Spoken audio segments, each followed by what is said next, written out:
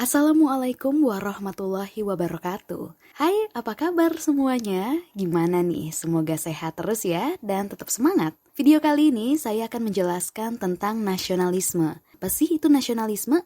Yuk tonton sampai akhir. Let's go!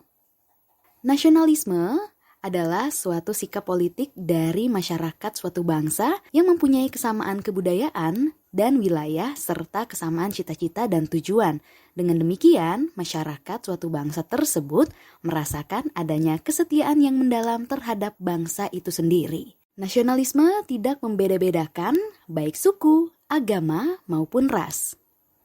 Adapun hal-hal yang mendorong munculnya paham nasionalisme nih teman-teman.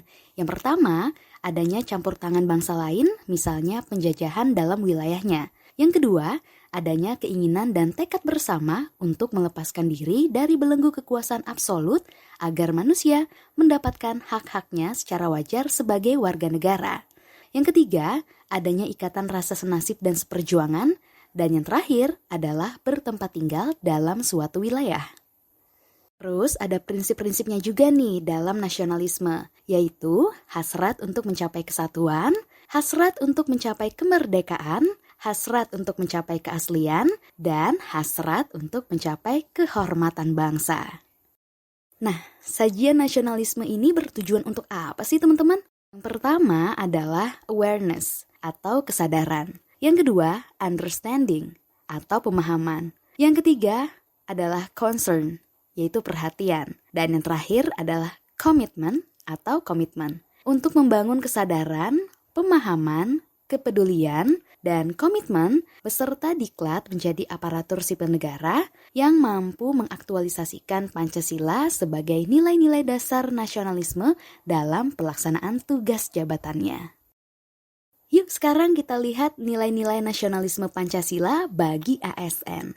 Untuk sila yang pertama, ketuhanan yang Maha Esa, sebagai jati diri bangsa adalah bangsa yang agamis. Kemudian, hasil yang dicapai atau output bisa membedakan baik dan buruk, bisa membedakan halal dan haram, serta bisa membedakan yang hak dan yang batil. Nah, wujud nyatanya dalam perilaku sehari-hari atau outcome, yang pertama adalah jujur dan mempunyai integritas, hormat pada hak orang lain, hormat pada aturan dan hukum masyarakat, punya etika sebagai prinsip dasar dalam kehidupan sehari-hari, tidak korupsi dan tingkah laku koruptif lainnya, sabar, jiwa besar, dan berprasangka baik. Untuk sila yang kedua, kemanusiaan yang adil dan beradab, sebagai jati diri bangsa adalah bangsa yang menghormati hak asasi manusia. Hasil yang dicapai atau output adalah berlaku adil dan menghormati hak asasi orang lain. Wujud nyata dalam perilaku sehari-hari atau outcome adalah toleran, tidak zolim, sopan santun, dan saling tolong-menolong. Untuk sila ketiga, persatuan Indonesia sebagai jati diri bangsa adalah bangsa yang cinta tanah air. Hasil yang dicapai atau output adalah siap sedia membela negara, siap sedia membela kehormatan bangsa, serta siap sedia menjaga kesatuan dan persatuan. Nah, wujud nyata dalam perilaku sehari-hari atau outcome adalah rukun dan damai, menjaga keutuhan bangsa, dan menjunjung tinggi kehormatan bangsa dan negara. Selanjutnya, untuk sila keempat, kerakyatan yang dipimpin oleh hikmat kebijaksanaan dalam permusyawaratan perwakilan sebagai jati diri bangsa adalah bangsa yang demokratis. Hasil yang dicapai atau output adalah tidak mau menangnya sendiri, tidak ngotot, tidak menghalalkan segala cara, dan tidak berbuat yang merugikan orang atau kelompok lainnya. Wujud nyata dalam perilaku sehari-hari atau outcome adalah mau mendengar pendapat orang lain, siap menang tetapi juga siap kalah, sportif, selalu sesuai aturan main atau mematuhi undang-undang yang berlaku, bertanggung jawab, tolong-menolong, dan tidak anarkis.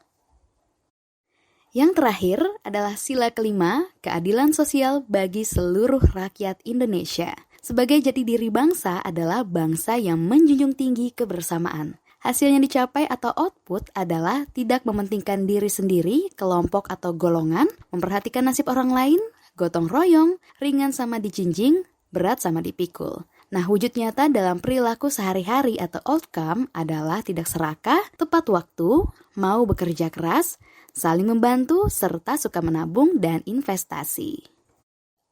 Oke teman-teman, kita beralih ke wawasan kebangsaan. Di sini nilai-nilai wawasan kebangsaan ada 6. Yang pertama adalah penghargaan terhadap harkat dan martabat sebagai makhluk Tuhan yang Maha Kuasa. Yang kedua, tekad bersama untuk berkehidupan yang bebas, merdeka dan bersatu. Yang ketiga, cinta tanah air dan bangsa. Yang keempat, demokrasi dan kedaulatan rakyat.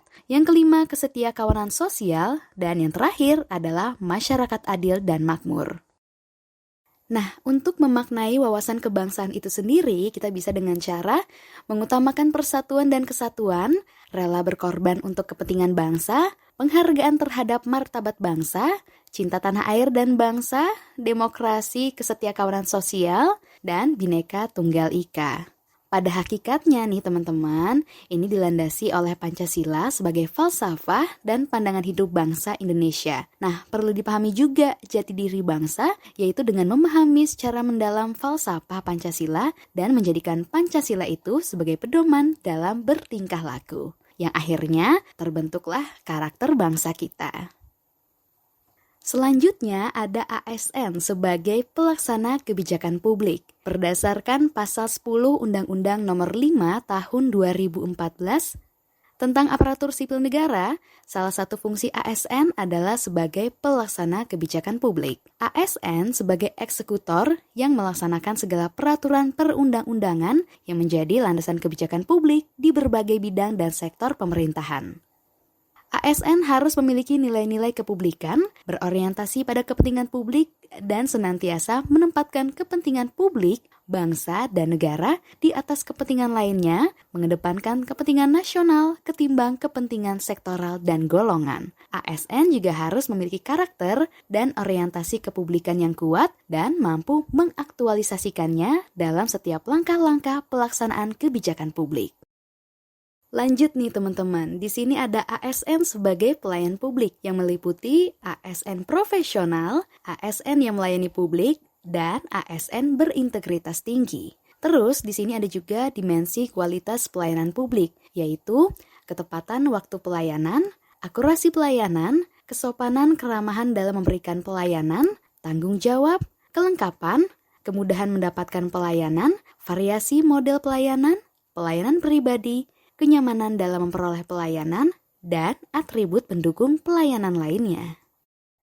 Nah, sebagai pelayan publik nih teman-teman, ASN harus bersikap adil dan tidak diskriminasi dalam memberikan pelayanan kepada masyarakat. Harus profesional dan berintegritas juga dalam memberikan pelayanan. Kemudian, ASN juga harus menjunjung tinggi nilai-nilai kejujuran, keadilan, tidak korupsi, transparan, akuntabel, dan memuaskan publik. Dengan motonya adalah melayani dengan amanah, memberikan yang terbaik. Dan yang terakhir adalah ASN sebagai perekat dan pemersatu bangsa. Undang-Undang Nomor 5 Tahun 2014 Pasal 66 Ayat 1 dan 2, PNS akan senantiasa setia dan taat sepenuhnya kepada Pancasila, Undang-Undang Dasar 1945, negara, dan pemerintah. ASN, pemersatu bangsa dan negara, memiliki jiwa nasionalisme dan wawasan kebangsaan yang kuat, memiliki kesadaran sebagai penjaga kedaulatan negara, menjadi perekat bangsa, dan mengupayakan situasi damai di seluruh wilayah Indonesia, serta menjaga keutuhan NKRI. Kemudian bagaimana sih peran ASN dalam menciptakan kondisi damai? Nah, yang pertama adalah ASN bersikap netral dan adil. Kemudian, ASN harus mengayomi kepentingan kelompok minoritas atau tidak membuat kebijakan yang diskriminatif. Dan yang ketiga adalah ASN harus menjadi figur teladan di lingkungan masyarakat. Itulah tadi sekilas tentang nasionalisme yang dapat Regina sajikan untuk kamu. Semoga bermanfaat. See you on another video. Sampai jumpa. Wassalamualaikum warahmatullahi wabarakatuh.